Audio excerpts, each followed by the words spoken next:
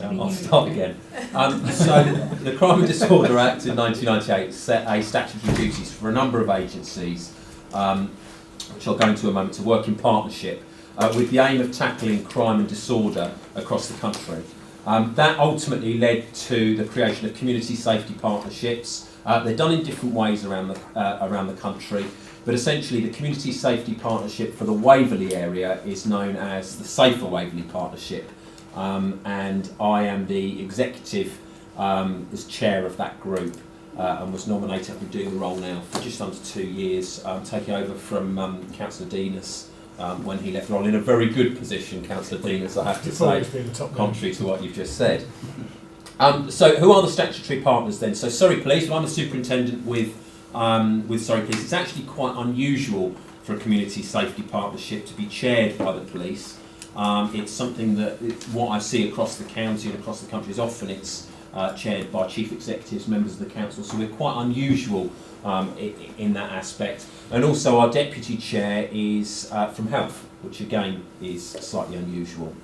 However, it does work quite well, gets a nice spread, lots of people around the table, so we can have some really good conversations. So Surrey Police are one of the statutory partners, with Waverley Borough Council represented also. Surrey County Council, and this is a mouthful, Guildford and Waverley, plus North East Hampshire and Farnham, the clinical commission groups, so they're CCGs from those areas, are statutory members of the group, as well as Surrey Fire and Rescue Service, and finally the Probation Service. Now, there are a number of other representatives on the groups. There are a number of councillors, there are a number of county councillors, the Police and Crime Commissioner is also represented on the group. But the statutory partners are the voting members in the event of any vote being required as part of the Safer Waverley Partnership statutory group. So what are our duties? The first duty, which is a national duty, is to set up a strategic group. So we have that, that's why we're here this evening. We're here to speak to you about the Safer Waverley Partnership, which is Waverley's executive group and Waverley's underpinning groups tactically to deal with that. We need to create a partnership plan, which I'm going to speak about shortly, and which you've got a copy of in your papers that you received earlier on for this evening. We're responsible for looking into community triggers, which essentially is when people who've been victims of antisocial behaviour or poor behaviour and feel that that has not been dealt with appropriately, despite a number of references to it, to agencies that may have dealt with that, they can request a community trigger, and they can request a full review by the executive and by the Safer Waverley Partnership of that antisocial behaviour or disorderly behaviour. Another statutory duty is domestic homicide reviews. Waverley as a partnership have had, or we're on to 6 domestic homicide reviews, of which we have published 4, and there are 2 still outstanding. For obvious reasons, we can't go into any more details about those, but they are published, and when they are concluded, they are included on the Waverley Borough Council website, and they give details of learning in relation to domestic homicides that occur in a borough, and are overseen by the Home Office, who we report to as an executive. Section 17 is a council duty, and that is around crime and disorder, just to make sure it's a council responsibility to make sure that every aspect of the council, everyone and every group within the council are considering their responsibilities around crime and disorder. For instance, in planning, is a new planning proposal for housing going to affect crime and disorder in the area, just as an example. So that's a council responsibility. And finally, the reason we're here tonight, Mr Chairman, it's so that the council can scrutinise the work that the Community Safety Partnership can do, make recommendations, identify learning, and just get answers from us as the people that run that executive, and then sit on the groups below that. So the structure of the Safer Waverley Partnership, then, it looks a bit confusing. I'll talk through it, and you've got details of what each of these groups do contained within Annex 2 of your papers for this evening. So the Safer Waverley Partnership Executive, that's with myself as the chair, with Helen Blunden as the deputy chair, and we sit round a table, and essentially what we do is we overview and take oversight of all the activity that is going on within our tactical groups across the Borough of Waverley, and identify a plan for the year forward and actions for the year forward, which are reviewed on a regular basis. Within that, we've got a number of other groups, and the ones that you may have seen last year that we've had in place for some time, joint action groups and the CHARMs, the Community Harm and Risk Management Meetings. Now, essentially what that is that refers to places that may be an issue, and we work together as partners to resolve the issues in those places. And it talks about people that may be of an issue, and that's both vulnerable people, vulnerable people and offenders who are causing vulnerability. So those are those two groups. What you'll see over to it is your left and my left of this, is the Serious and Organised Crime Group, so the SOC group.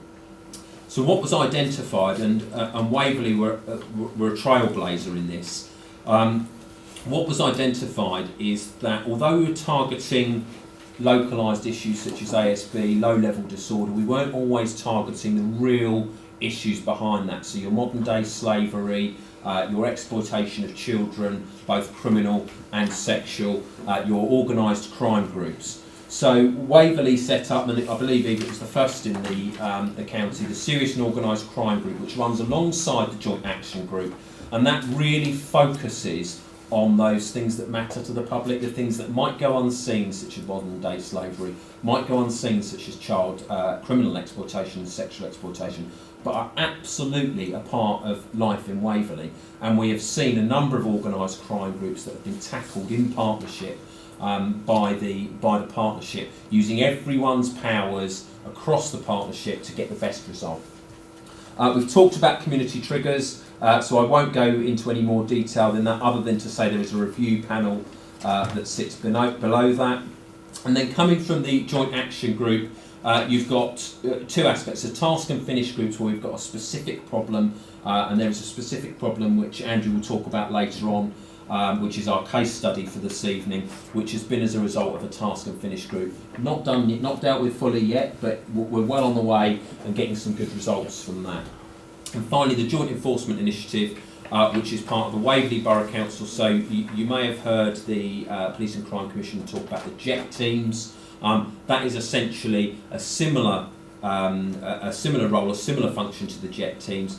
Waverley have done that slightly different, so everyone is involved in that joint enforcement, so they've done it slightly differently.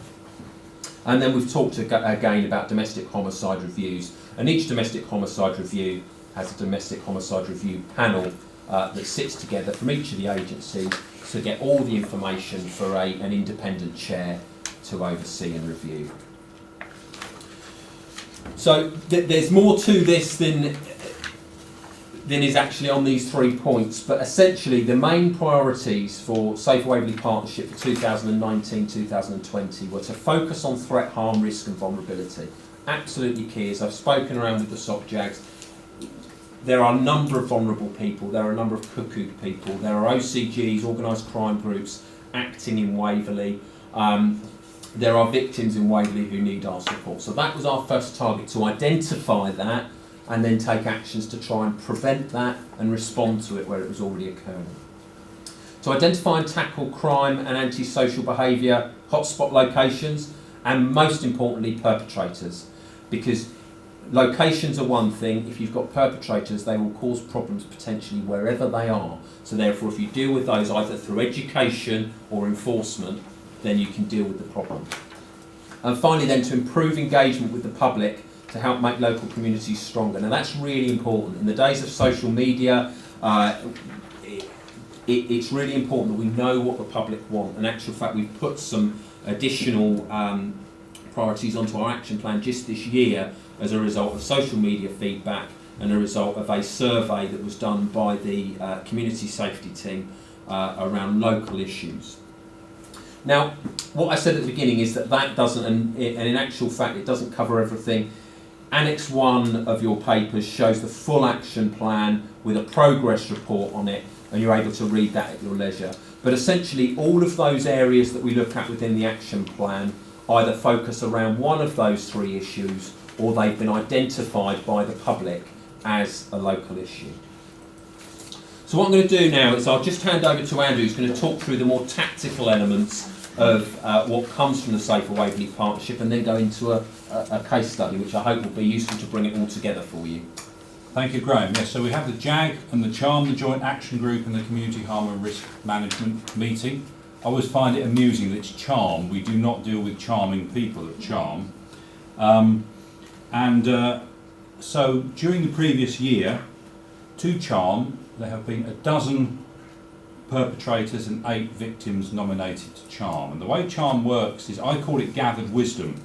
So we have the various agencies around the table, and we look to find a solution to deal with that issue, to support the individual, or to find out how the perpetrator can be dealt with. So it's an important meeting. We get good representation. We do still struggle to get representatives from the mental health teams, and I think they're very overstretched, but often we just need that input from the mental health teams. Sometimes when we're dealing with individuals, it's difficult to know whether it's a mental health or a learning disability issue. Sometimes they cross over, which teams deal with which, and it's only when you get round the table can you have that, as I call it, the gathered wisdom to work out how to address it. JAG is location based, so 4 distinct locations during the year have been addressed for multi-agency problem solving, and from that, one task and finish group has been established to look at youth ASB. Again, getting everyone around the table and bringing the partners together to look for solutions and outcomes. You've heard that on the 7th of August this year we were notified of our 6th domestic homicide review. We're the envy of the county, you know.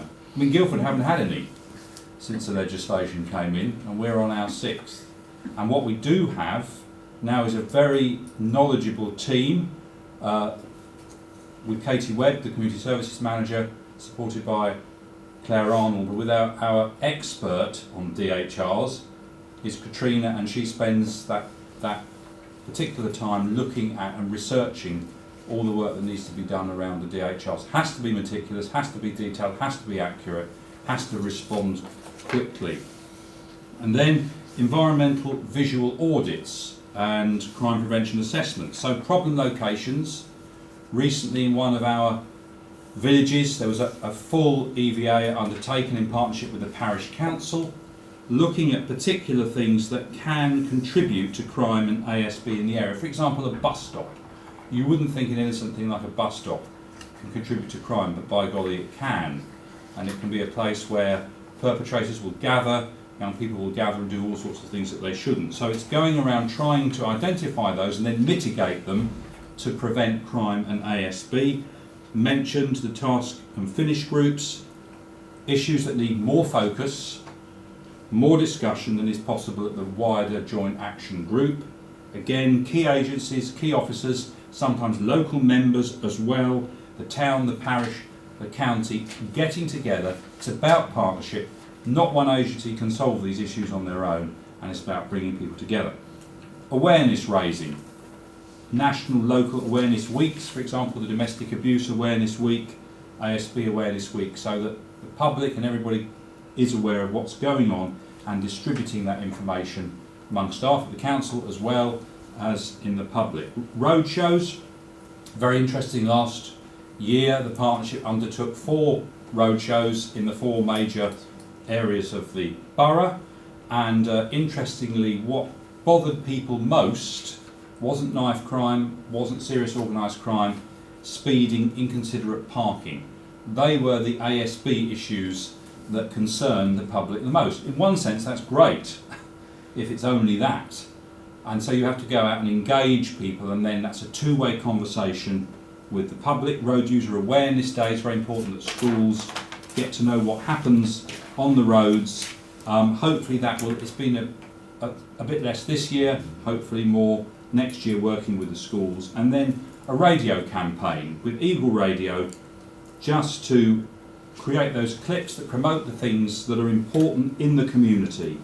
Serious organised crime, helping people to be eyes and ears so that they can spot things and then report them.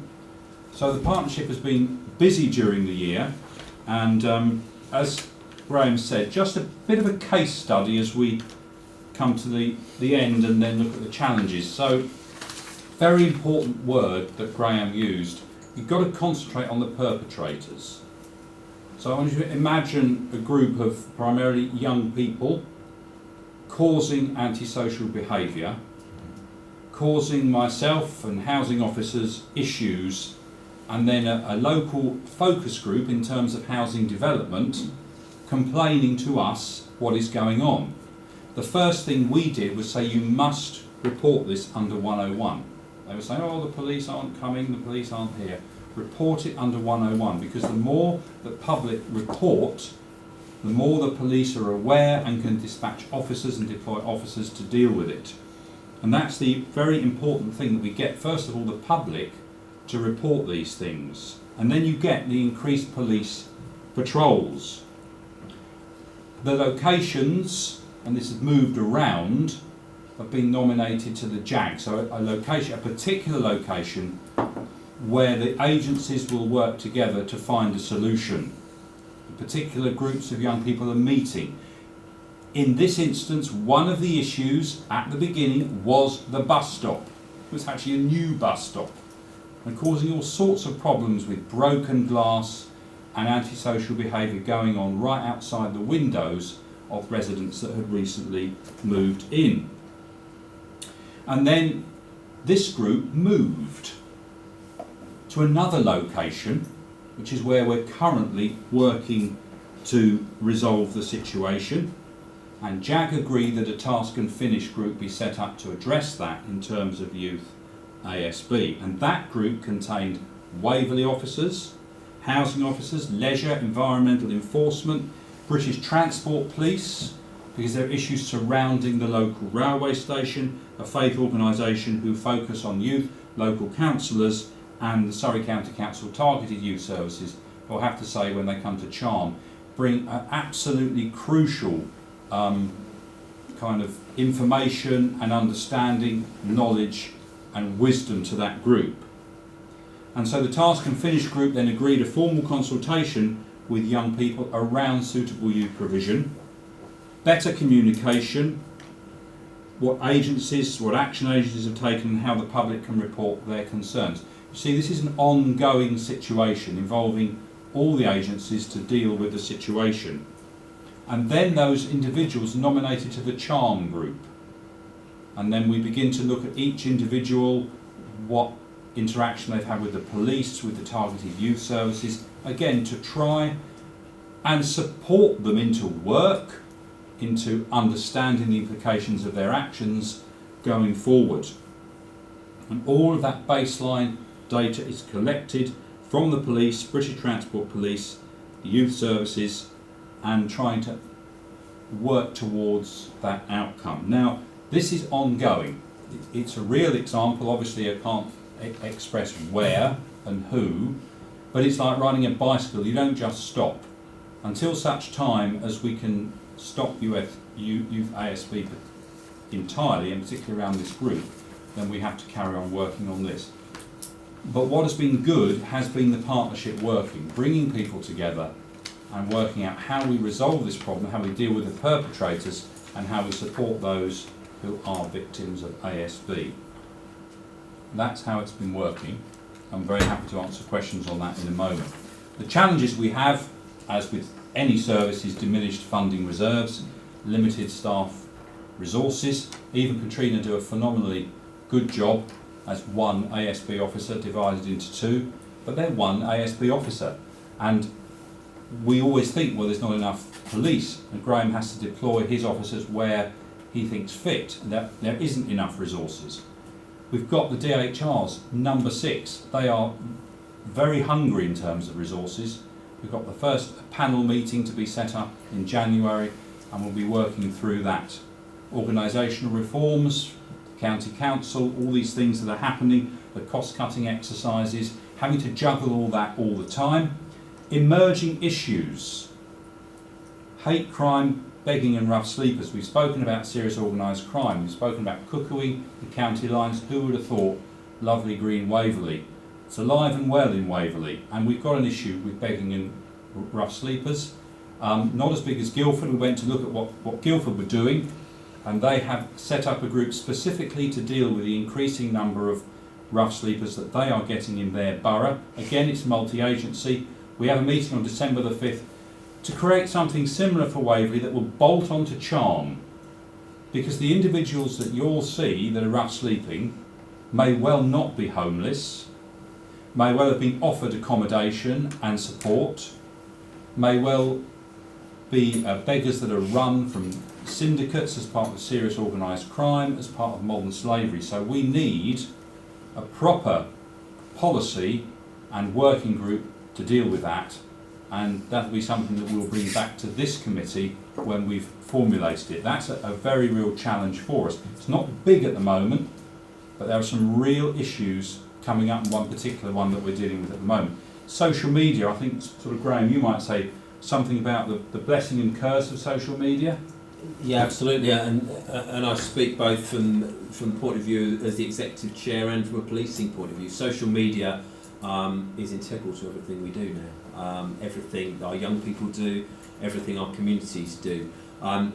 There is an increasing perception that if you put something on social media, everyone's going to hear about it and then not report it to the police or not report it to the council.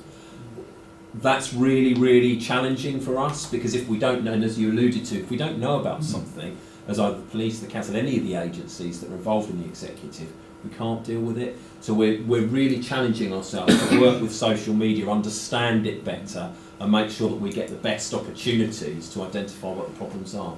But it's not easy. No. Thanks, Graham. And then finally, we have a comprehensive risk register to try to mitigate all of the risks that we're facing under the partnership. I think really that's it from Graham and I. I was going to say it's good night from me and it's good night from him, but we're not really the two Ronnies, for those of you who can remember the two Ronnies. But we're very happy to take questions, as are Eva and Katrina. As I say, they will be able to fill in the details where I can't. Thank you, Chairman. Okay.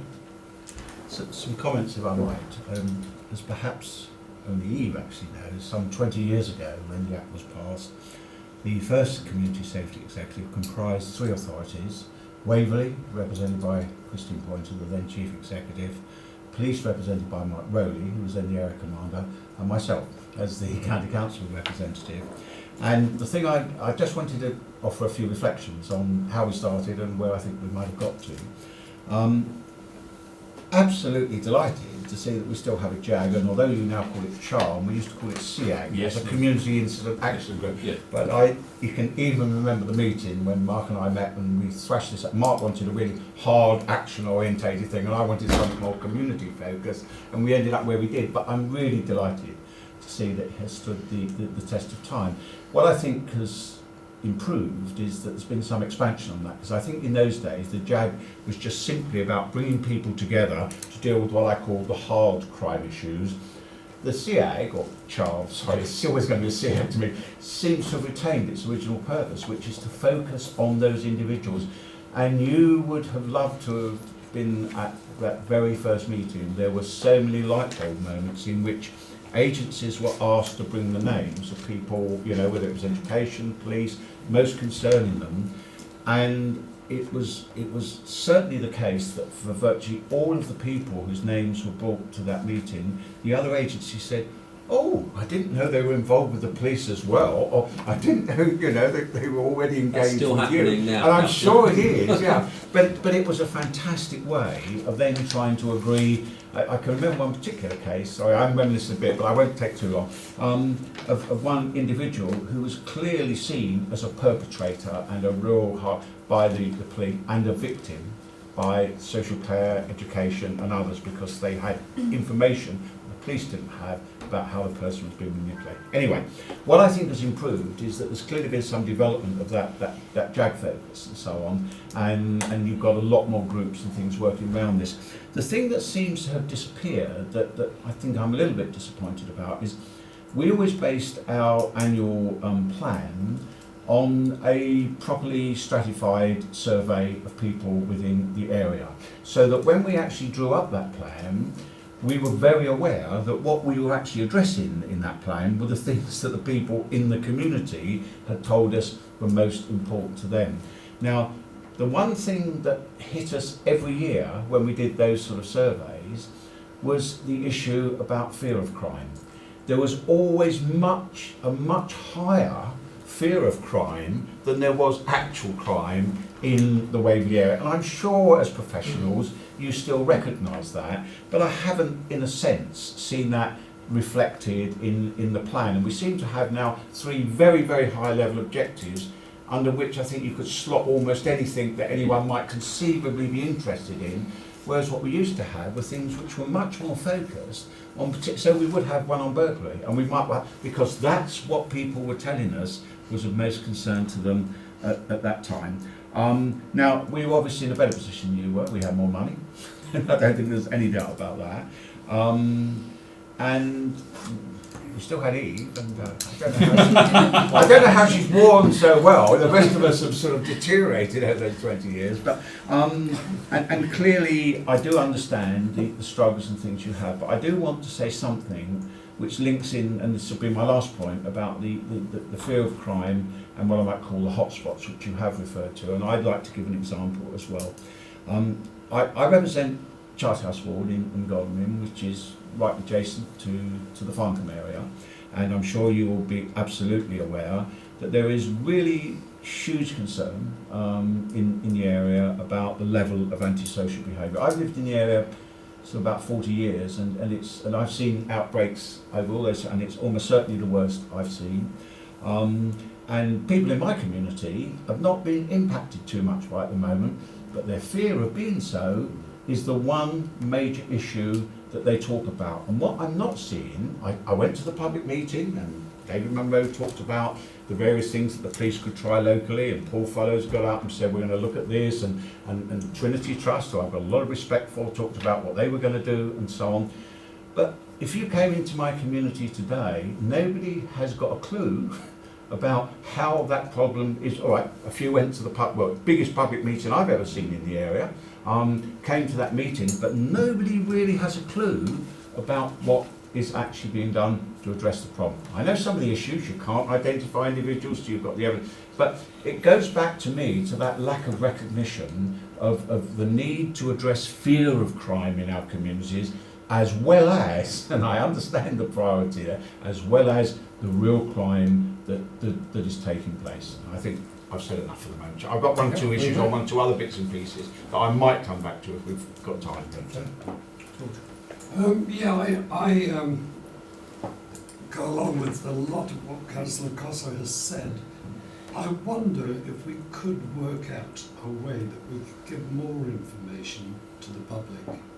I know a lot of things we can't, and I have through social media say, yes, things are being done, but things take time. The criminal justice system, particularly with youth, is like rolling a boulder up a hill, it keeps sliding back. I wonder, do we have any help now from the Youth Justice Board, or what it used to be? Do you see it through your group? No. Have you got any comments? Probation are part of the probation are part of the statutory board. Targeted youth services are what was called the youth offending team. Right. I did a lot of work with them, but I don't know. I've been out of the job for a while now. I don't know what the situation is with the Youth Justice Board, but at one time they were supposed to be working with prevention. It might be one to look into. I think that is a specific issue, and just to talk very briefly to that issue, that's something that the partnership are well aware of, and I know that Andrew, through the groups that he chairs, that they're actively working on that with a number of partner agencies, and there has been inroads that have been made. You hit the nail on the head. It's not a quick fix. But there's something then, I talked about it earlier on about enforcement, but there's also something about education. It's a cycle, it's a pattern of people, and we've probably seen 10 years ago you'd have probably had the same issue, 20 years ago you'd have probably had the same issue, so it's a cyclical effect. I'm confident that the Joint Action Group, through their Task and Finish Group, are dealing with this effectively. But you're absolutely right. How we communicate that, and communicating our successes as much as anything else, is really, really important. So yeah, I think you've absolutely got a point. With regards to your point, sir, with regards to reviewing the issues and identifying what the issues are and the fear of crime itself, it is quite interesting because our new action plan for the Safer Waverley Executive has got an interesting little addition on it around parking. Parking, like it or loathe it, is still a big issue for the public. The reason that we know that, the reason that's been added to our as an additional priority for the partnership is because Eve and the community safety team went out and actually did that research. They spoke to the public, so exactly what you're talking about. And it probably wasn't at the same level as it was done a while ago, but we did have those conversations and got some really, really good feedback around what people perceive as being the issues and what. You should have asked me to see my mailbag. When I was the county councillor, 80% of it was parking. 80%. I imagine it doesn't surprise, and I think about 80% of the feedback we had was parking as well. Parking or speeding. Councillor Else. Thank you, Chairman. I just really feel I should say something. I haven't got a great deal to say. It was very informative. Thank you very much. I'd just like to assure Andrew that things have been going on in bus stops for 60 years nearly, to my knowledge. So that isn't actually anything. Is there something you want to tell us? No, not for this offline maybe. But it seems to me, as a ward councillor, we have antisocial behaviour going on in Elstead. And I'm not really aware of the work that you do. And I don't know whether you've been in contact with our parish council. I've not been made aware of that either. And I'm wondering how closely you do work with the parish councils, because they are the people who are there all the time, and they hear residents' issues, they know about the residents' issues. So I wonder if it's an area that you can perhaps develop. The other thing is, my concern with the police at the moment, as a layperson, is that your response isn't good enough. So what I'm hearing here is all about your work to, actually there's quite a lot about prevention going on, which is good, but I think from the public's point of view and from a layperson's point of view, police response is crucial to public confidence. Most people won't know about the work you're doing. They actually won't care very much about the work you're doing either, if we're all brutally honest. But they will care that when something happens, they don't get a police response. There's no police present. I saw a policeman in Elstead today. The thing is, we're going into a police issue. This is about a partnership, Safer Waverley, and I think there's issues that they should be taken outside. But this is a presentation about the Safer Waverley, which is not about individual organisations, it's about a partnership. Yes, but with respect, is this set up considering, and we've spoken about fear of crime, and that's my point, that we've addressed the fact that the fear of crime is just as bad as the actual crime itself, and that's not addressed.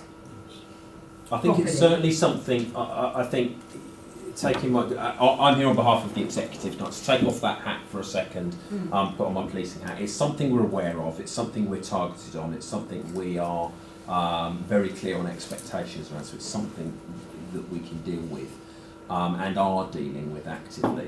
I think with regards to what we're talking about this evening, as Councillor Dean has rightly says, this is about the good work that the executive does. So it's something I'm more than happy to have a conversation with you about what we are doing, because there's lots of stuff that we are doing. Against a backdrop of challenge, let's be honest, but there's lots of stuff that we are doing as a police force. However, I think what the good point out of this is that what we need to do is we need to celebrate the successes of the partnership so the public knows so that fear of crime is reduced.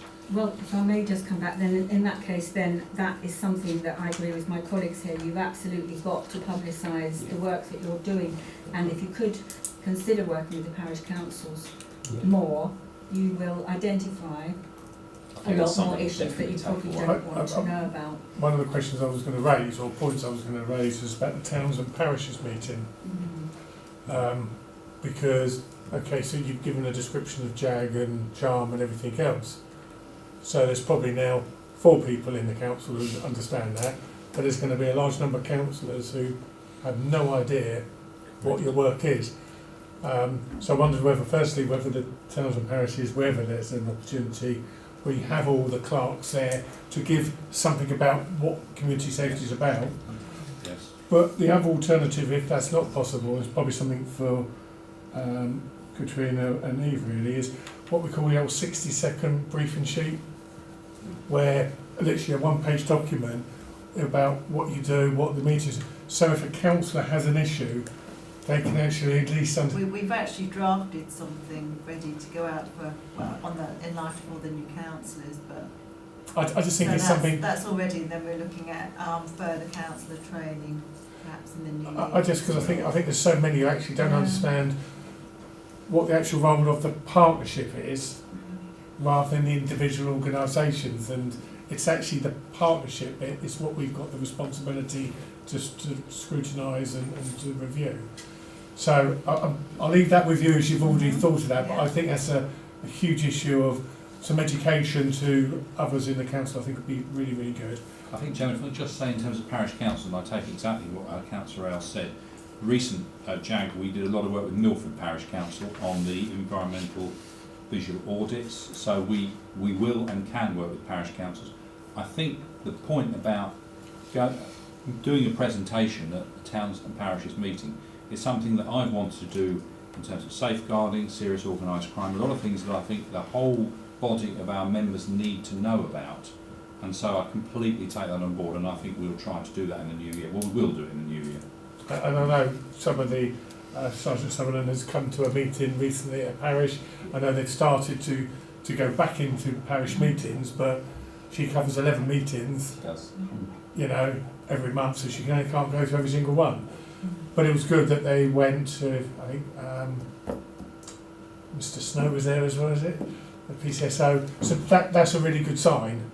It's about engagement. Ultimately, it's about engagement. Whether it's policing, whether it's council, whether it's the Safe Waverley Partnership. If you engage at the right level, people understand, and I think that's perhaps what we need to take away, don't we? Yes, we do. Yes, we do. A couple of other points, and I'll come to you if I can. We talk about partnership, and again, you know my views on partnership.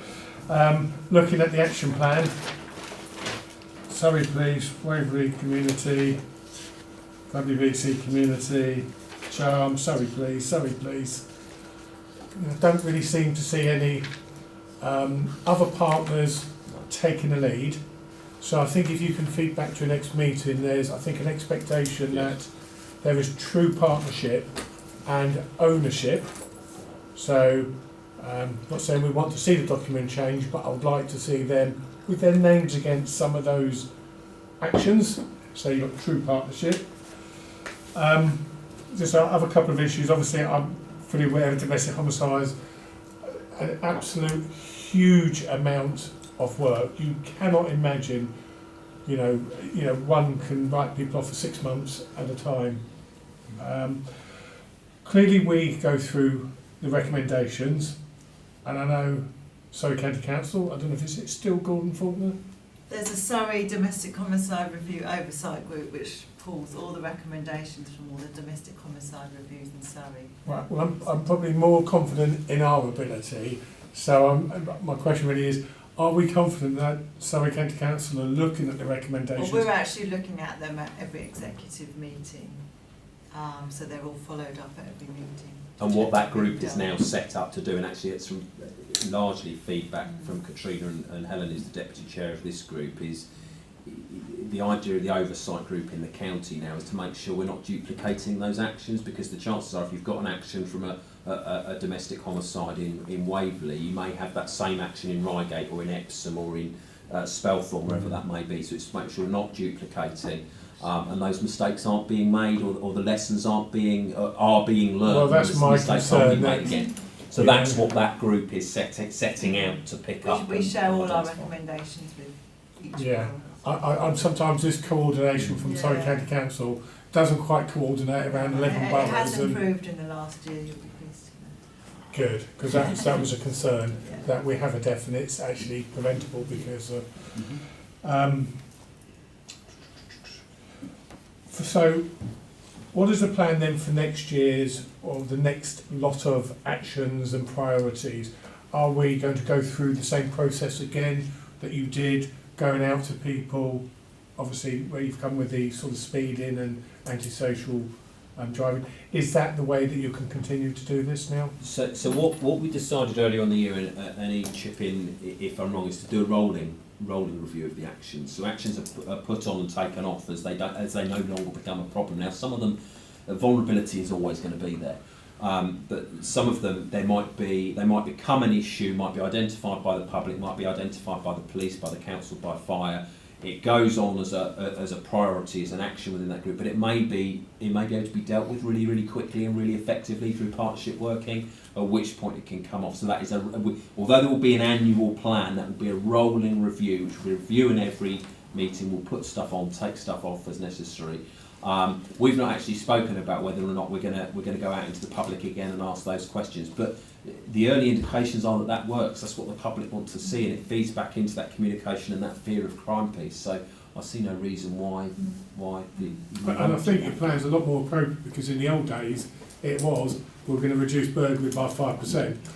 Well, you have one extra burglary and you lose your target, you know, and it was about day-to-day business, where I think your plan is far more about what are your risks and threats. And so I think it's definitely a step forward. George, I think, did you have a... Yeah, there was just two points. One is CCTV. Now, I know there was an issue with this. One, would you find it useful? And two, is there any plans to utilise some more? That's a really good question, because actually CCTV is shared across the partnership. So in some areas the councils own it, in some areas the police currently own it. I believe that the ultimate plan is that it will be owned by the councils, and what the councils decide to do with that is their decision. I don't actually know what Waverley Borough Council's view is on CCTV at the moment, which is we're working on it. It's fraught with problems actually, and certainly senior officers have spent a long time trying to come up with a CCTV policy that it's not an area I'm an expert in, but we're certainly working on it. Eve, I don't know if you've got anything to say about where we are with CCTV at the moment. I mean, unlike other boroughs, Waverley doesn't own a CCTV system. So Runnymede, for example, have a CCTV system, and they've got a control room and they run it. Waverley has never had that. So I mean, the only area there's CC's Farnham Town Centre, and that's run by Farnham Town Council. I think the police monitor that one. So Waverley Borough Council is not actually responsible for any sort of fixed CCTV. What we do have CCTV wise is a number of mobile cameras, which particularly environmental services use for things like fly tipping. The Information Commissioner's Office did publish a document some years back now that actually sort of challenged councils and organisations to look at sort of how they use CCTV and sort of question whether it's appropriate for the CCTV to be there. So the mobile cameras is much better, because you put it into an actual problem when there is a problem, and then when that problem then is resolved, you remove the camera. It's all to do with like human rights, and so it's important that you're not just sort of having surveillance up on people without a justification. I mean, an example is like car crime in a car park. We would think, oh, that justifies having a CCTV camera up. But what the Information Commissioner's Office would challenge and say, well, actually, have you looked at lighting in the car park? Have you looked at sort of more security before you put up that CCTV camera? So there's not an appetite really around static cameras, but we do use mobile cameras in locations, and we have, and the Safe Waverley Partnership did have a couple of cameras, which we haven't got anymore, but we can utilise the ones within the environmental services for particular problems. And I think this would be useful for any briefing. You know, because councillors won't be aware that we have mobile cameras. Mm. It's that sort of thing, given in that sort of little bit on. Two more questions and then we'll move on. Sorry, could I just follow up on that? I understand that the CCTV camera is supposed to be being put in Bowring House. Yes. Where does that fit in with the you shouldn't have cameras? Well, that's... Well, it's classed as, I can answer that, sorry. Yeah, Again, I've I've been involved in that, yeah. So that will, that is actually going to be sort of on the door, on the private, you know, the council-owned part of Bowring House. So it's not going to be actually in public. So it won't be, the footage won't be on public sort of footpaths. It's because obviously the Bowring House is owned by Waverley Borough Council, so it's not actually going to be, it's not classed as like filming in the public. So it's a different set of criteria. If I could just follow up with that for 1 second, I think we really ought to sensibly look at what we can have with CCTV. It's all right putting up, we can't do this, we can't do that, we can't do the other, but we really seem to be way behind the rest of the world. Well, we are examining that, Councillor, and Richard Homewood, the Head of Environmental Services, is leading on creating a CCTV policy for us, but it is incredible, it's ridiculously complicated. So, for example, with the Bowring House, we have to be so sensitive that we're not putting those cameras up so we can catch people out, which of course we want to do. You can't do that, and there's a legislation around that, as Eve said, under the human rights, under GDPR, under RIPA, all that. We do want to do it, but it's a bit like the DHRs. You wouldn't believe the amount of work. You wouldn't believe the complexity and the minefield this is. It sounds so straightforward to put cameras up to catch people in the act. It's much harder than that. But we are working on it. We're not unaware that this would be a very useful tool for the partnership, but we haven't quite got there. And very costly and resource intensive, but Yes. we'll move on. Yeah, I want to come back to communication just with a suggestion, but I just wanted to say on CCTV, like others I've spent various times, it's not only complicated, it can be hugely expensive because unless you put a proper monitoring resource in and so on, Yeah. it's not going to work. And there was also the issue that it can be quite ineffective. You target one area and the perpetrators who you're trying to simply move to another area where there is no CCTV. So I think we would have to be really assiduous in looking at any proposal. My starting point, having looked at schemes before, is not to be broadly in favour. But, you know, let's get there. What I wanted to raise is this. We have been told, I've heard what Kevin's just said about some of the officers getting back into the parish and town councils, but I've certainly heard the borough commander say, not just this one but the previous, on a number of occasions, and I understand it, because of the resources that they have, they've not been able to have that level of communication with with town and parish councils that there's been hitherto. I mean, I've even been out years and years ago with PCSOs in drafty village halls, and they weren't much cock because not many people turned up. But as a councillor and as someone who was involved with neighbourhood watch and things, I get a number of communications from the police, you know, telling me about their successes and telling me to watch out about this, that and the other. You mentioned right up front how important and integral to everything you're doing now social media is. Well, we've got community boards in our area, but I haven't seen anything on any of I'll just go back to the illustration I gave about this problem in Farncombe from the partnership or the police or whoever is most appropriate to do it. Say, hey, we are tackling this. I know how difficult it can be for you, and if you've got nothing to say, that's going to bring you under attack. But realistically, if you want to communicate with the community, address the fear of crime that people have about what's going on, you've got to start engaging with those boards. Not just the few of us who happen to get, you know, messages anyway. Some of that gets passed on, but I've not had one message through that network either, or from anyone else, and I live in the community as well as being a representative there about what actually is going on to address those problems. We need to take that away. Yeah. Okay, that's what Kevin, thank you. I just really, so that I fully understand exactly what you're about. So we are working multi-agency, we are deciding, we're dealing with actual problems and issues. And individuals. Are you making recommendations to each other as to how to handle things? I mean, are you, apart from dealing with the problem that you identify and you feel you're able to deal with, how else does your work extend into the community? For example, going back to my point, which Kevin very cleverly and in a very chairmanship way stopped me from going on about police, because this isn't about the police, and I do understand that.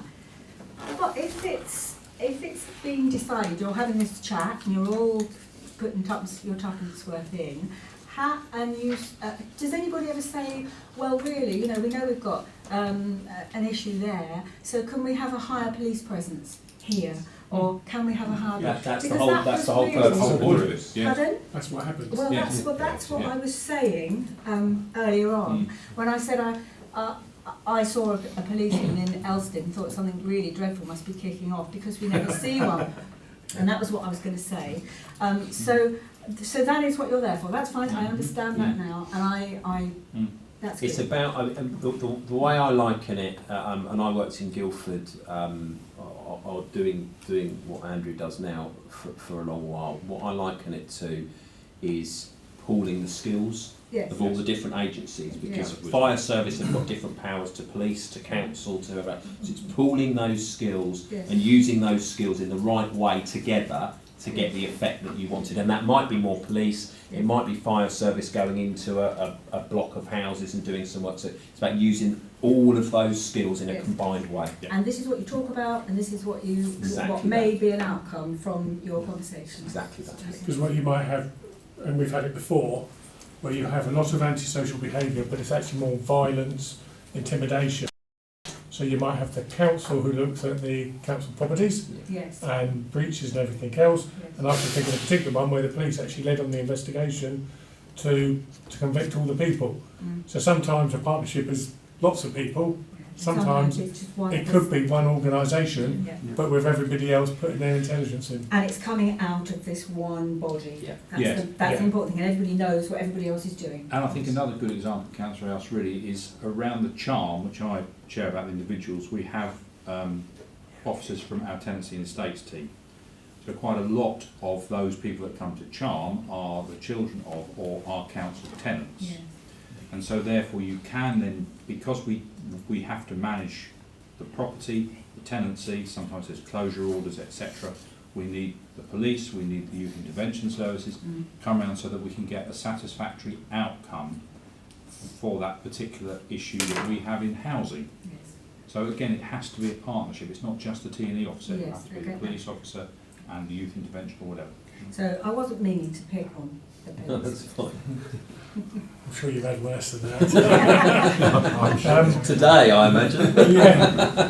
I mean, to me, I think there's a couple of actions that have probably come out, and think about briefing members a little bit more. Yeah, and the learning bit is really important in sharing success. And the public as well. Yes, the community. So that would be really, really good.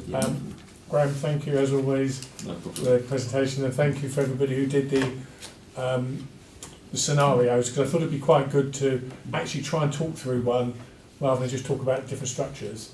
So thank you for doing that. And those who haven't got a further speaking part, please feel free to escape.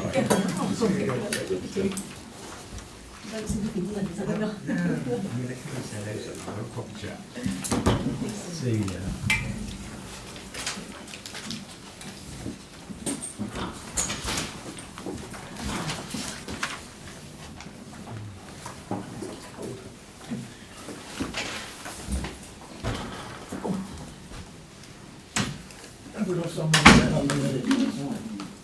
Okay, we go to item agenda item 7, performance report. Kelvin, as you've been fairly quiet for a change, do you want to start off and then we'll give Andrew a 5-minute break? Yeah, thank you, Chairman.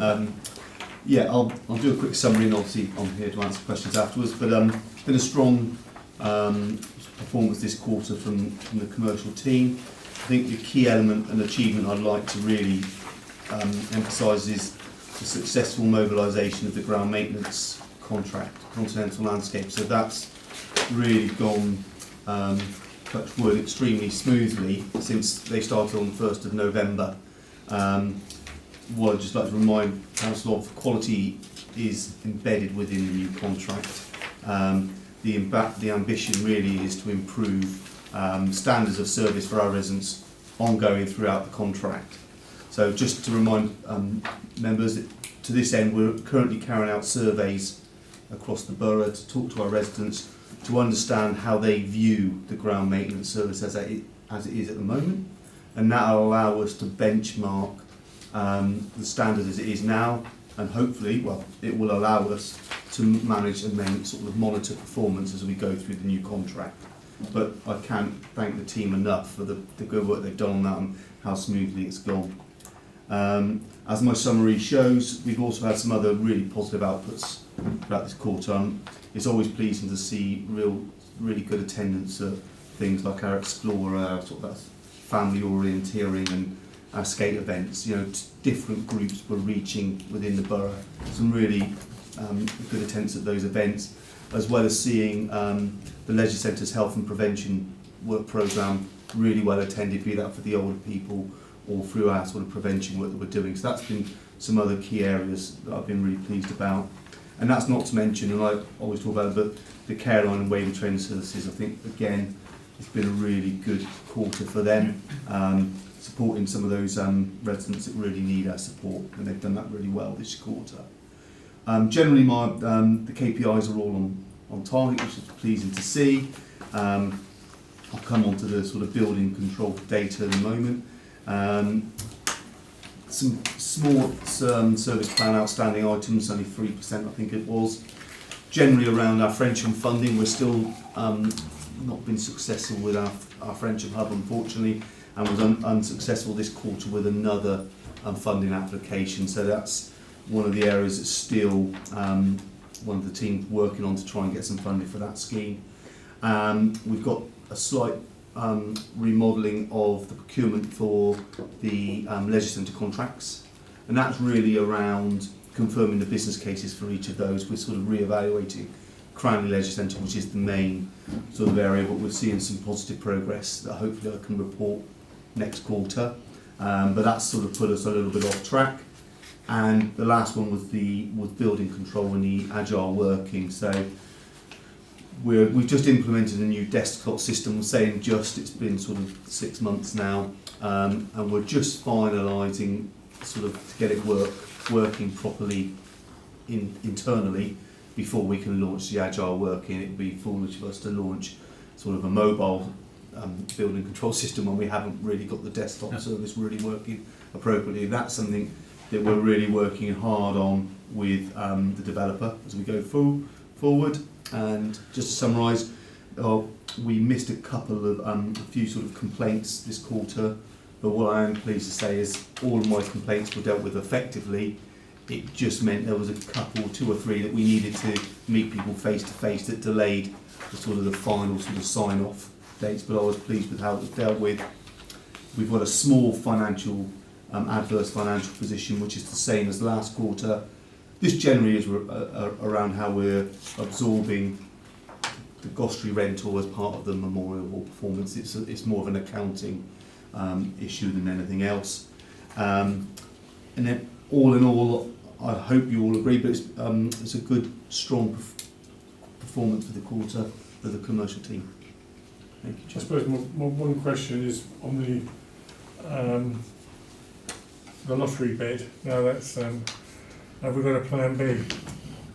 We're probably on to plan Right. Plan B, Plan C, Plan D. Yeah, we're currently looking at some other alternatives, not identified as yet, Chair, to be honest, where we can now make an application following the lottery funding. Okay, so that is a risk. It's a real risk whether the scheme progresses, if I'm completely honest. Yeah. You've tried Sport England. Yes, it doesn't necessarily fit their criteria brilliantly, but I've got a colleague, one of my colleagues, Faye, who's very strong on bids previously, but it's not been that successful with the two major bids we've made this year. But we'll be aiming to look at Sport England. Anything, we're trawling it as we speak to see if there's anything else. Well, they have got loads of money. They have. It's just fitting.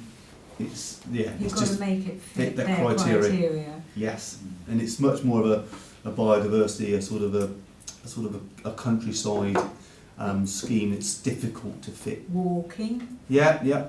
We'll do our utmost, It's councillor. If we think we can mould it to a Sport England bid, honestly, we will do our utmost. It's really disappointing. That's one of the key projects we'd like to deliver and have been trying to deliver now for probably good over a year. Mm. Okay, any other questions for Kelvin before moving on? What, in general? On what Kelvin said. Yes, on Yes, your please, KPIs. please, councillors. I'd just like to say that on page 54 we've got the workforce data. 51 more. Page 54. So we've got staff turnover. Now, I'm wondering how, because I think that in various areas in this council, it's very difficult to recruit staff and of the correct calibre in some areas, and it's very hard when we do get them to keep them, etc. and so forth. Yeah. So although we have this staff turnover demonstrated here via the total staff turnover, the resignation turnover, etc., and the public sector average, which doesn't really tell us what's going on. I don't know how it could tell us, and I don't know what the morale is like of the staff in general in Waverley. I don't know how you measure that, but I suspect, not just out of the blue in my own mind, that morale might be quite low. Oh, please. Yeah. Sorry to interrupt. Sorry. All I was going to say was that the committee last night, which is the value for money, which looks after sort of the personnel side and the staff side, Robin Taylor did a good presentation of the staff survey that was done, and dealt with the issue of staff morale, and actually was quite a positive message coming out of the staff survey. So if what we could do is perhaps circulate and share that with you. I also think you need to drill down into it as well. Yeah. But that's just an observation on my part. But that's interesting. Yes, that would be interesting to see. I think it was around the response from staff around feeling, valued, and the good relationship with the managers and that sort of thing, and proud of working for Waverley. So there were some really quite high outturns for some of those questions. And it was anonymous. Absolutely Yes. anonymous. Yeah. Completely not Absolutely. traceable. Yeah. Okay. So that was positive. So just to allay any fears about that, because I understand and that comes up every now and again. Well, it's their comment on the present conversation, yeah. Yeah, because obviously you haven't got any. Yeah, so obviously I'll let you ask your question. No, I think Louise will probably be answering the next one. So. No. Take over. All I was going to say is this is a plus. I look at the sickness levels, which is a good indicator of staff morale, and find that it's decreasing, and it is well within what is expected. So I think staff morale must be reasonable. Okay, well, we'll leave it there, because wait until you get the survey, and then you can make your own mind up. Any other questions for Kelvin before moving on to Andrew? No. Okay, Andrew? Thank you, Chairman. Yes, so just looking at my performance report, so really we've dealt with the Safer Waverley Partnership fairly extensively. Unless there are any further questions on the first two paragraphs, just to pick up on the... Just remind me what page you're on, sorry. Well, it might be different to what you're on. Well, okay, I'll find it then, don't worry. Page 71 or page 23. Yep, got it, 71. Yeah, I was struggling with that as well. So really just to highlight what we're doing with the 12 voluntary organisations that we support through service level agreements and funding. We've started the organisational health checks with Voluntary Action South West Surrey. So the first one has begun on the day centre in Cranley at Rowley's, and all of those will be rolled out over the next few months. What we have set up from this group is a working group looking at SLAs, how they're operating, are they the best way to fund voluntary organisations, what are we funding, why and how. So Councillor Else and Councillor Cossa, as well as Councillor Rabin and Councillor Gray are on that group. The first meeting was last week. I'd say it was energetic, lively and very useful. Definitely. But we've got quite a lot of work to do, and obviously that full report will come back to this committee in the spring, because what we'll be doing is looking at the next funding round. So the current SLA funding round lasts for 3 years. It will finish at the end of March 2021. So next year we'll be looking at what we are going to put forward in the next budget in terms of what we're going to fund. And so actually the piece of work this committee through the working group is doing is crucial. So really just to highlight that. I don't think I have any performance indicators for communities, do I? They're all housing. If you want to ask me any housing questions, very happy to answer them. But if you are interested in housing, come along and sit in the audience tomorrow night for housing O&M. No advertising. No. Very happy to take any questions, Chairman. No, if we've got nothing else, we'll move on. I'm conscious of the time. Is that your speaking bit's finished? Yes. Okay, if we can move on then to the where are we now? 8, which is Yasmin's going to give us an update, and that's the Budget Strategy Working Group. Thank you, Chairman. So the Budget Strategy Working Group is a working group made up of members from across the 4 O&S committees. It was set up before the May elections actually, and then reconvened afterwards. It's got 7 members from across the 4 ONSs. This committee's representative is Councillor Dixon. Unfortunately she's not here this evening, so I'll be providing the update. The group wrote an interim report that went to the Value for Money Customer Service Committee yesterday. So they've done an interim report on all the work they've done with heads of service so far. So at the moment it's very much a working model of the projected costs and income factors over the next few years. So they're looking at the medium-term financial plan, looking at the projected costs, income and things like that. And so that's what the report last night was on. So it's very much a sort of a situational report. It contains models of how the shortfall can be achieved in the 3rd year of the medium-term financial plan, because that's when the business rates that we no longer retain the business rates. So they're meeting. The group is meeting again in mid-December to have detailed scrutiny of the emerging budget proposals. They will then write a report that will go to the Value for Money Customer Service O&S Committee in January, which will go alongside that formal budget scrutiny at that meeting in January. And that will contain any updates since the report that went yesterday. So if we've got some clarity from the government perhaps, but possibly not, on the deal that local authorities have, and there might be some clarity in that respect. So there will be an updated report going to January. Other than that, Chairman, I don't think there's much to say. There was, one last thing. So I don't expect members to be completely au fait with the different work streams of the Budget Strategy Working Group, but the second work stream was all about understanding demand from our residents, understanding our residents' priorities. So we did a participatory budgeting consultation, which closed the beginning of this month. So we don't yet have the report back from MEL, the consultants, but when we do, there will be an all-member briefing, and that will inform the work of the Budget Strategy Working Group going forward as well, so they can carry out their work and make their recommendations to the executive, informed by what the public's priorities are for our services. So I appreciate that was a bit sort of jumped all over the place. I had 2 questions. You've answered the first. I did actually read the report. And it was going to be when we were going to get that input from that exercise. The second one, though, is I just wanted to try and better understand whether this, maybe you said it and I missed it, but this particular group Are they going to report their findings directly to the executive, who will then take a view about the budget, and the council, of course, will then have to take its view, or will there be an opportunity for each of the individual scrutiny committees to have a look at it, because there will clearly be likely to be proposals that will bear on all the services that we all cover in our different ways?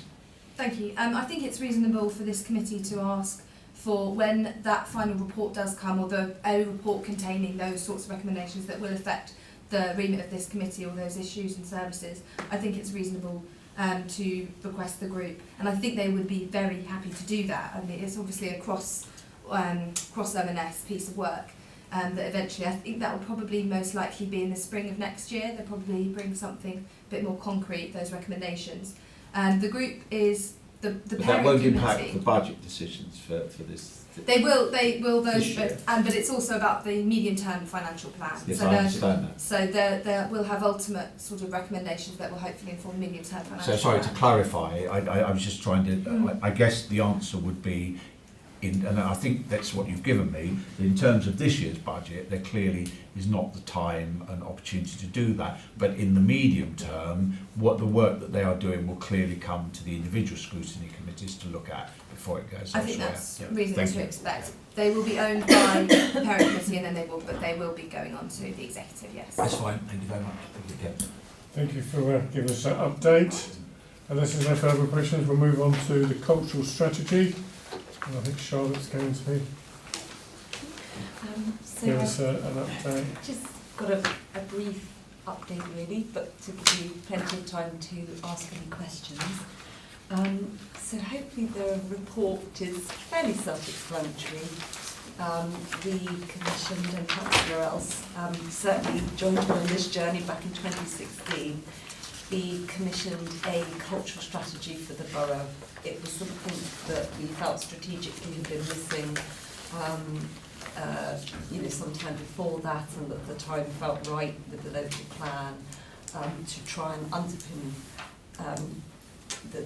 to underpin culture sort of strategically under that sort of opportunity. So back in 2016, we commissioned the audience agency and a freelance arts consultant to help us consult widely in the borough to basically help us in the formation of the strategy. And that was sort of the culmination of about 6 months of work, and sort of led us really to develop an overarching 10-year strategy that was quite broad, took a sort of a horizon look at the context of the time. But within that, we wanted to keep the document very much a living document, so took the decision that we would have an action plan that we would review every 2 to 3 years, and that we would do that in consultation with the borough and the cultural organisations and the artists and the agencies working within the borough. So it would be a collaborative and sort of partnership-driven approach to arts and cultural provision. So that is what really the process that we went through at the time. There is, if you haven't come across the cultural strategy, then in its wider and bigger sense, I'm very happy to forward that to you. There is a much more reader-friendly, shorter 4-page version of it on the website, which just sort of gives those highlights, those priorities. So that was the sort of the context as to how we went about doing it and who we consulted with. We looked at things like audience segmentation and demographic characteristics of our sort of our towns and villages. We did a mapping exercise of physical, cultural infrastructure of the borough and the arts organisations that are present within Waverley. We did some work with the citizens panel at the time, and we talked to our sort of regional agencies as well. So that was a sort of quite a comprehensive process that we went through at the time. And from that, we rested really on three sort of key priority areas. And that was very much around well-being, the well-being of our residents and the role that arts and culture can play positively in contributing to people feeling happy, feeling well, improving their lives and their circumstances. We looked at the role that arts and culture can play in placemaking and making the places where we live distinctive and different and set apart, and I really believe that Waverley has that cultural offer to it. And then we really wanted to recognise that actually the council, and it is just really myself that it is just myself that works, that delivers sort of culturally in the borough, that this had to be a collective effort. This had to be joined up with our cultural providers and partners and artists and communities, and that would only work if we did our level best to make sure that that sector is thriving, it has the support and leadership that it needs, and that we are talking to them and supporting them, and they understand our priorities and the direction that we're coming from.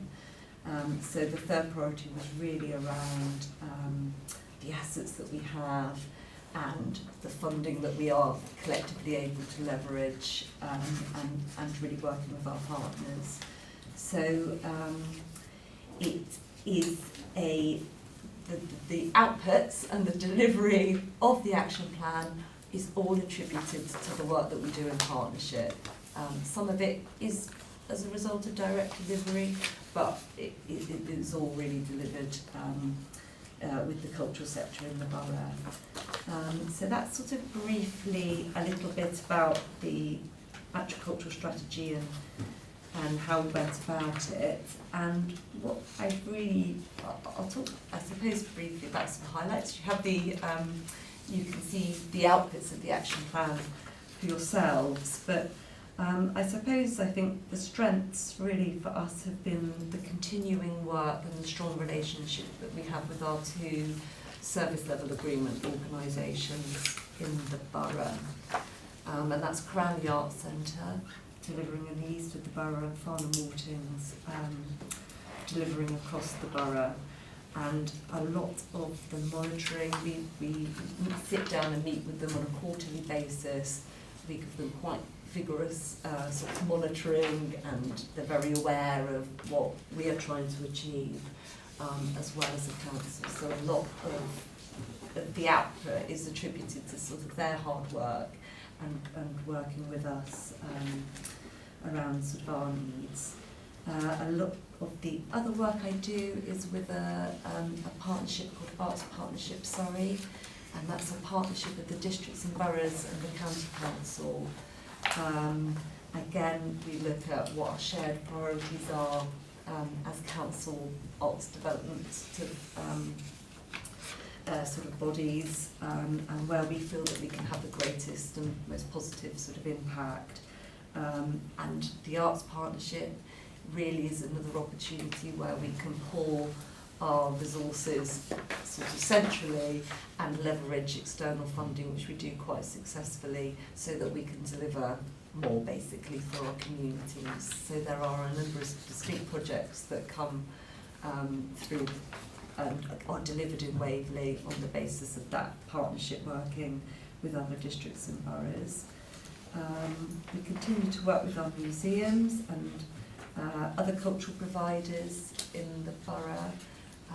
We have a very strong dance sector working with young people. We've got organisations such as Creative Response work artistically and creatively with people with mental health needs.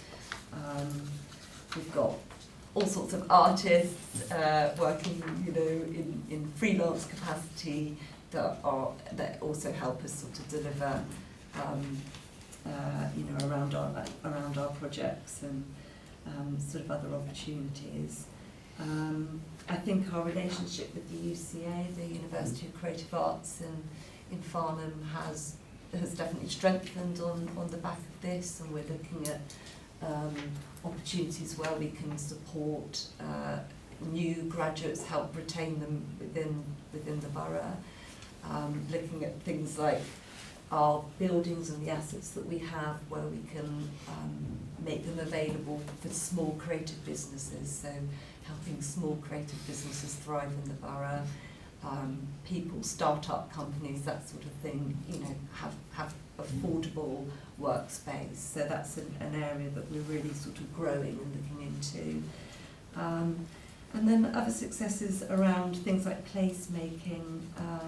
The Brightwell's public art project is really coming to fruition. That's been a really strong, again, partnership approach with the public art panel set up, working closely with Crest. We've got working with the Farnham Public Art Trust, Farnham Society, the Town Council, the Maltings. So we're trying to be collaborative really in our approach, and we have some exciting commissions lined up for Brightwells. And then I suppose looking forward, there will always be challenges within this field. We are partway through our 3-year SLA process with our key funded organisations, and obviously we don't know if they're under a review themselves going forward, and that funding pot, there are pressures on that. We have cultural buildings that are expensive and difficult to maintain, such as the Museum of Farnham. We need to do a substantial amount of work on that building. That is a real challenge going forward. I think bringing young people and some of the very people actually that were probably, say for Waverley Partnership are working with, we could do some really positive intervention work around those sorts of young people, and I think that actually needs to come sort of back up the priority list. But we've also been doing lots of work around health and well-being, a lot of work around older adults, tackling things like loneliness as well. So there's a really broad breadth in the action plan, quite a lot actually to keep a hold on. And so, I mean, one of my questions might be, is it too much? Do we actually need to sort of, you know, it's very broad at the moment, do we actually sort of need to sort of channel our focus a little bit more? I'd like to possibly look at the duration of the action plan being slightly extended to 3 years. 2 years is not a lot of time to develop the new action plan and then deliver on it and then come back and report. So I'm proposing perhaps it might sit better within the life of the current corporate strategy to 2023. And as I say, I think sort of young people, bringing them back, giving them more sort of spotlight and focus, and really sort of supporting our creative businesses are areas that I'm quite keen to see developed.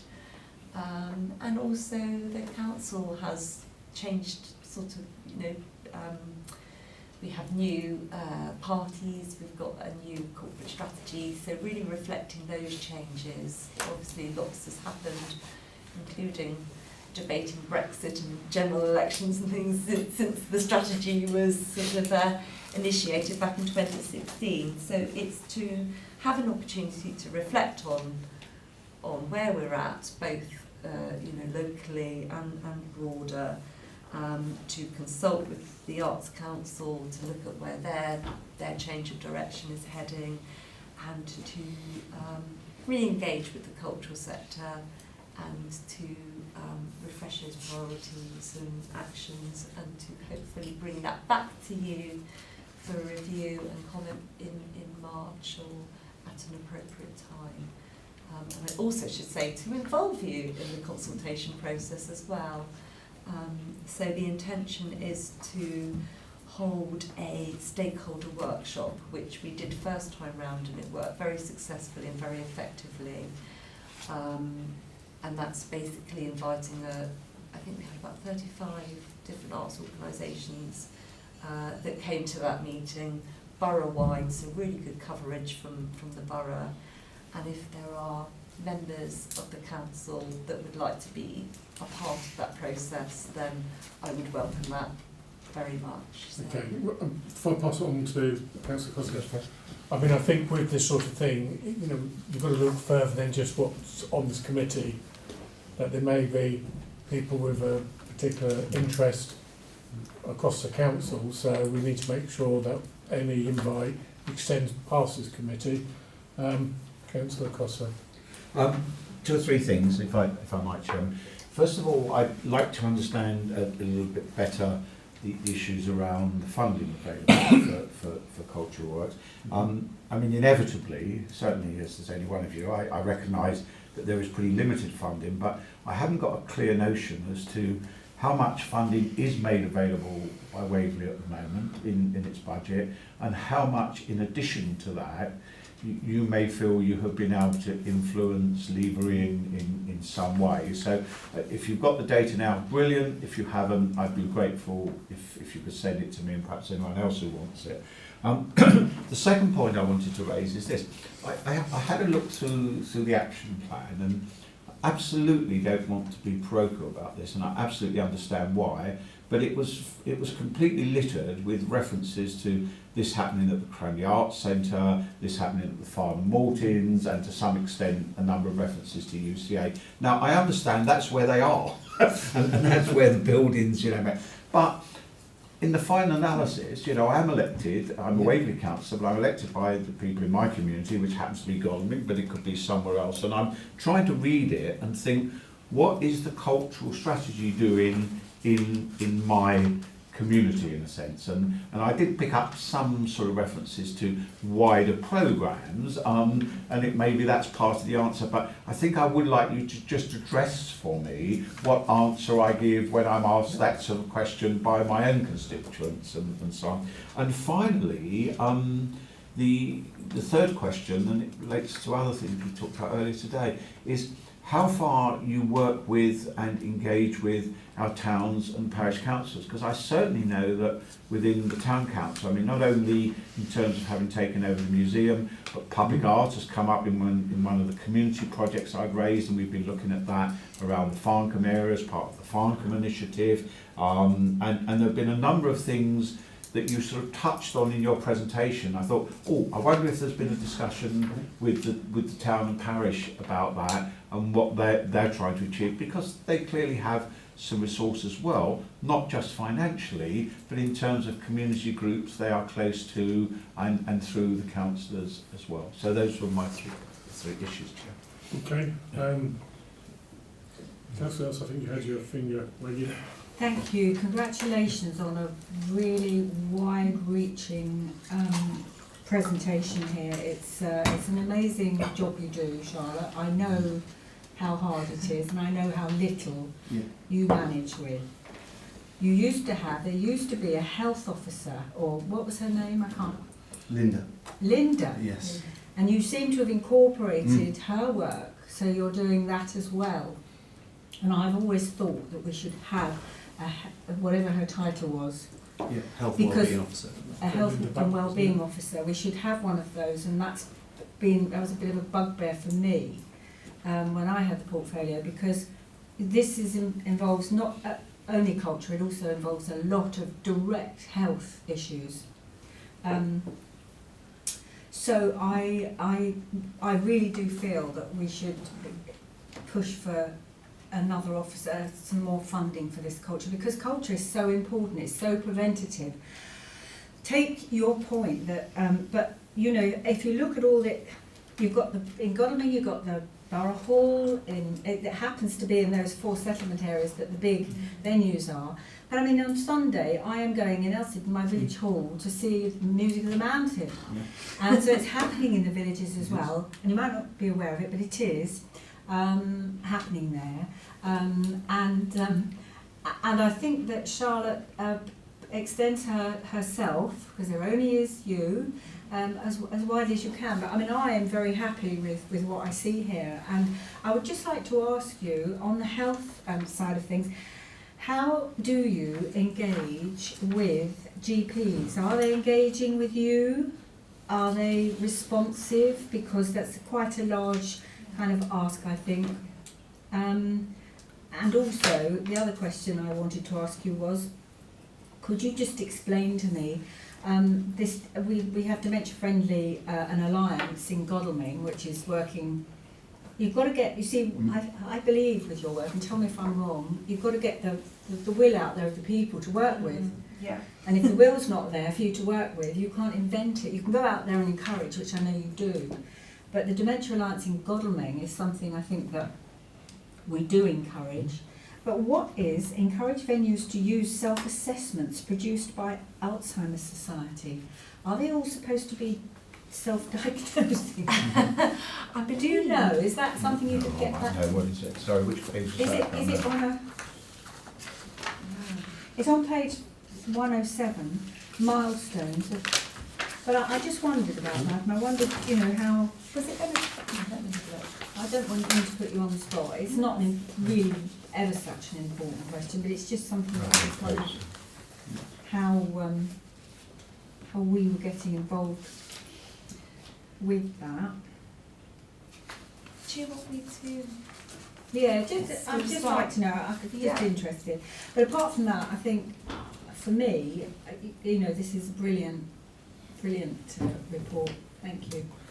I think before we go to council, one of the questions I was going to ask is to members here from this group is, would we like a bit more information? Because obviously tonight, one of the main focus is our statutory responsibility for the Safer Waverley, and that has to be at a certain time of the year. And you know, we were having a discussion earlier about whether at the next meeting we maybe can go into a little bit more detail. You've had some of the questions, and we'll come to George in a second. Some of these questions that probably go further than the report, and we can give it a little bit more time to make sure that we are getting the best out of what we can. So that would be my suggestion, but I'll come to you, George, and then get people's views on whether we think that's going to be good to move it up the agenda for next meeting. So, Councillor Wilson. I've got one observation and one suggestion. The observation is, look around the walls. Now, we are talking about culture, we're talking about supporting our local artists and photographers. Could we not use our buildings? It has been done before. It has been done, yeah, absolutely. I mean, you can actually, like, I think the Royal Surrey does it. They do. Display art with the price. Yep. And let these people come. I'd like to see some paintings around here, would you not? Brighten it up, wouldn't it? Oh, it's horrible, isn't it? It's not as a councillor. And when you get bored of it, you can look at pictures. Yeah, well, yeah. Photographs and But again, paintings. That was all I wanted to say. Is everybody in agreement that we probably need to go into this just a little bit more? As you know, for the time we've given, I think you've given a really good presentation, but I think there's Can I probably just understand, more. Kevin, how that relates? I mean, you said you're going to run a workshop in any event. Is that in addition to us looking at it again, or what? I'm just trying to understand how we can be most effective. Well, I think the workshop people may or may not be involved in, because that might have a wider audience. I still think this whole committee has a role to look at it. Not disagreeing, I'm just trying to understand what. I think you do both, because All right. yeah, I probably won't go to the workshop, but I want to probably gain a better understanding on what the issues are, because at the end of the day, I mean, Councillor Beaman in the back, yeah, he's the portfolio lead, and we may come up with some suggestions, we may come up with some things that could involve funding that David will need to take away. So I think we need to spend a bit more time to do it justice, in my view. The job just doing is just doing well, isn't it? Yeah, we want to do it. Yeah. If I can just say, you know, I agree with you absolutely, and I'll be grateful for that, because I think this is a hugely important issue in Waverley. It's unrecognised by most people. I think it doesn't get the kudos it deserves. I don't think so. And it took a while for me, didn't it? When I thought, oh, culture, what's that all about? But having gone into it in depth, it's so connected with health and well-being that it's good. And I think that's the bit we've really got to start bringing out, because we need it for the wider audience in Waverley to understand the importance.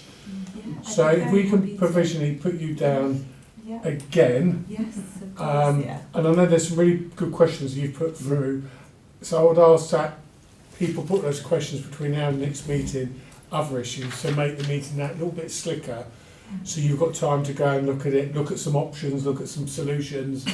Sure, I mean, what I can do is put, you know, a more formal presentation together, So- even a bit of film, because we've got some lovely pieces. Because I- it's a I- very It shows what's going on around the visual- borough. And there I think we need to know, because it's unknown. I It's, think things speak sort of, you know, like if you can see for yourself the sort of the impact of the types of projects that we do, it's more impactful than me sort of sitting here and reeling off facts and figures. So I can let some things speak for themselves. as and Councillor certainly- Else always says, you only know what you know, and You you don't know what you don't No, know. you don't, you never do. Can I just say that, Chair? I absolutely would be interested to see that and get some, if you like, on the ground feel for what we're doing.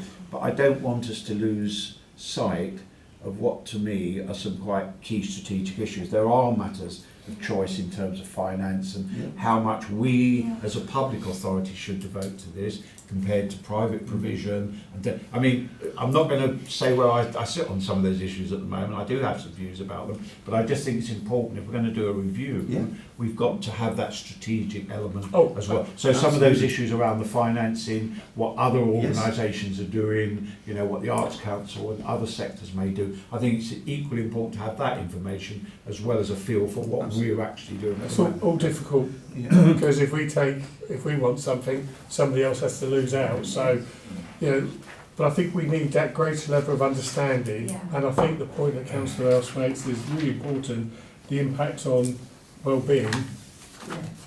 Yeah, people think cultural strategy is just about culture. Actually, it's almost a cultural and well-being strategy. You know, it's so important. That's the bit, personally, I would really like to see teased out at the next meeting. You know, what is it actually doing? What are the benefits? And what are the risks if we don't? Yes. And that sort of thing, because then if we have to make difficult decisions, I think we've done it, or recommendations, because at the end of the day, ultimately, Councillor Beeman and the executive will have to make decisions about money, but at least we've given it the right thought behind it. Absolutely. And the thing I learnt or discovered or decided, if you like, is that culture's not just about opera, and it's about bingo.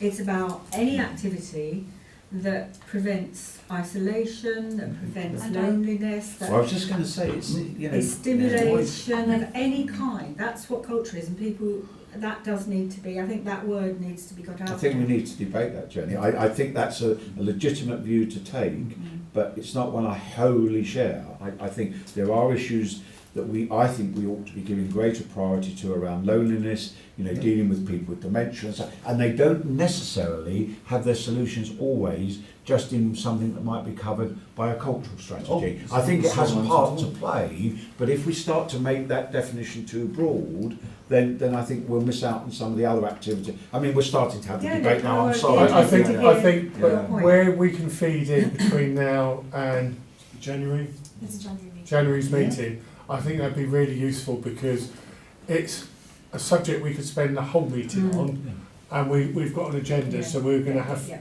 still a limited, even being up near the top of the list, a limited amount of time. So where there are strong views, please feed them in, so at least we can start to work on that, rather than just have a discussion where we can get to the answers we probably need. George, I'm sorry, you wanted to say something, please. It was very quickly, it makes sense to me anyway to have it again in January, because I believe the Art Council are making their new strategy, 10-year strategy sometime next month, isn't it? Which very much and I believe reflects also Surrey County Council are pleading poverty and are going to make changes to museums and libraries. So I think we'll have to. That's probably very timely then. She's got the smallest budget in the council. One of the things I really look forward to bringing is demonstrating to councillors around how small the budget is and the leverage that Charlotte managed to attract from that. Amazing. So I've just quickly added up, there's over £120,000 worth of additional funding that's been brought in from the small seed funding that Waverley gives. Charlotte, I'm it's way below £10,000 a year, Yes, it would. 10,000. It's sort of, I think it might be below 5. Yeah, It's that that's is that sort of small quantity. amount, yeah. Yeah. Okay, Yeah. so unfortunately you've got to come back again. I look forward We to it. look forward to celebrating. And to see like some videos and what's actually happening, but knowing where we want to take the discussion, difficult decisions, you Yeah. know, and all of that. And I'm sure you'll be supportive of that. We can chat. Brilliant. If there's any other questions for Charlotte or before we move on, I think there's just a couple of recommendations, but the recommendations are what we're doing anyway, reviewing it and looking at the process. So, are people happy that we've covered item number 9? If we are, work programme, we've now got 15 minutes to go, so you're on a... It won't take that long, I promise. Good. Go home and listen to Boris and Yeah. Corbyn having a chat. We recorded it. It was on Get 8. that recorded. Was it on 8 or 9? It was 8. Yeah. Well, I've got it recorded anyway. Okay, shall we get back to the meeting, please? Sooner on start, sooner on finish. Yeah, sorry. Page 126 is section A of the work programme. That's of the agenda, the full pack. So you've got the agenda for this meeting there, effectively, and if you look beyond that to page 127, we've got items listed there for the January meeting. So we've got service plans coming in January. There's also an item there that's got Louise Norrie's name on it, that is about youth provision. So at the previous ONS committee meeting, I think Councillor Keekamiri's had a particular interest in youth provision, as we already talked about several times and touched upon this meeting. It's a very important topic. So Louise is doing some work on that, and I don't want to commit you to anything, Louise, but we've got a suggestion from the chairman at the pre-meeting that whilst there are lots of other priorities and things, it might be just worth having a paper on where we've got to in terms of looking at youth provision in the borough, what there is and things like that. So it's just a paper on where we're up to, really, I suppose, the research side of things in January. I've got a few other things that we've already talked about today. So obviously the cultural strategy we've literally just been talking about, so we can add that onto the agenda for January. I think then we'll also, as I've spoken about earlier, the budget strategy working group will have their report going to the both Money Customer Service Committee meetings. So it'll either be Councillor Dixon or myself to give a brief update on that report, where that group's going to. So when we do get those final recommendations, we've got a sense of where they've come from. So that's what I've got jotted down for the January meeting. And then, of course, we can look ahead to March as that comes up. That's section A. Section B on page 128 looks at the in-depth pieces of work. So two of the members here, Councillor Cross and Councillor Else, will know we've started the working group on the service level agreements, looking at those and those reviews. So we've had one meeting of that so far, and Katie and I are doing our homework on that to bring some really useful, hopefully, pieces of information, further information that the group can then use to do their work going forward. Youth provision, I've already covered that. That perhaps might be paper on that coming to January. And then you've got the tracker as the recommendations or actions that this committee's made. That's page 129. So that's just so you can see where the outcomes of this committee are at. Sorry about the whistle-stop tour again of the work programme. Happy to take any questions, or if there's anything members or officers think I've missed, I'd be happy to add them on if the committee agrees that. Nothing you've missed, very good. But I just think that we could really tie the cultural strategy in with the loneliness and with the youth provision. It's overarching with both of those, and I think that it can be applied, the cultural strategy can be applied to both of those issues. That's all. We need to make a And I'll just reassure you, Councillor Ross, that Charlotte and I are deep in discussion about just that as well. So yeah, let me reassure you on that. Okay. Can I just, there's a lot of interlinking here, and danger of sort of repeating myself. I do think it is quite important that for something like loneliness, for example, we're not only seeing connections with with cultural strategy, but there's the ageing world thing. Absolutely. I mean, that's hugely important. And I also just wanted to touch on the point I made, earlier on about looking at what some of our town and parishes are doing, because we are limited in our resource. I mean, for example, I've recently been to the National Association of Local Councils annual conference, and we brought a suggestion back from there, which is something happening in another. I won't bore you with all the detail now, I'm sure not everyone wants to know about it, but it's something we'll be taking to the town council and something we want to start moving, and will help to try and address loneliness by getting pub owners and cafe owners to open free of charge on Monday morning, and people just turn up. It's worked wonderfully well in another part of the country. But all I'm saying is that we need to have a matrix almost at two levels. One is in terms of the policies and how they link in. So I would expect your policy to link in with other things, but don't try and capture all the health and safety agenda and the other agendas in the cultural strategy. And equally, loneliness will have to link in to the contribution you can make. But the second, matrix is the one to do with other groups and organisations. And I know how difficult that must be with you doing this on your own, but it could actually, prevent us spending time doing things that are starting to happen elsewhere. Sorry, I bit of a hobby horse thing. That's fine. Okay. I think we've gone through the agenda. Just going around. Any Nothing more from the agenda. no? Penny, anything else? No, nothing else. So I don't want to prolong the discussion, but I think Councillor Cossett has said a very important thing, and it's the challenge for this particular committee, which is across the board, and I think there are some subjects that are cut across a number of different services, and I think you're quite right, and I think it's quite important for this committee to sort of consider things, those broader subjects, like we looked at health and equality some time ago. Loneliness is another one, and I know this is something that we've had presentations on before, but it is one of our more challenging ones, but I think it's really important to sort of try and grasp that if we can. And there'll be occasions where you're going to have to rein us back in, because you'll be aware of how it cuts across other bits of work that we don't, and it'd be easy for me to say, well, let's do this and this, and there's no value in doing that.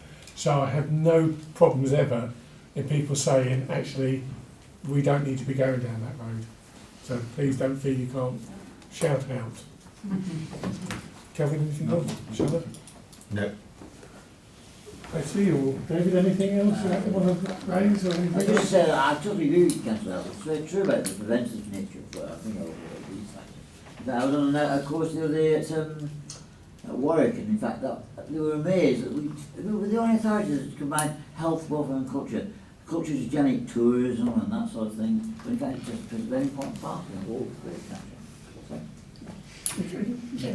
As you didn't just mention it, one thing I would just say is that I don't think we always realise quite how important Waverley is in the field of the parish and town councils, because of course they only apply at all. There are only 4 of the 11 boroughs where they really matter, and it's Guildford and Waverley and Mole Valley and Tandridge. The rest, and that's at a diminishing level. There's 3 more where there is a fraction on that, but it puts emphasis even more so on the role that our parish and town councils can and usefully will play if they are encouraged to join in the concept that you are doing. Don't forget. I don't think we do. We just now need to put it all together. That's right. Okay, so I've done well. We've got 7 minutes early. What shall we talk about?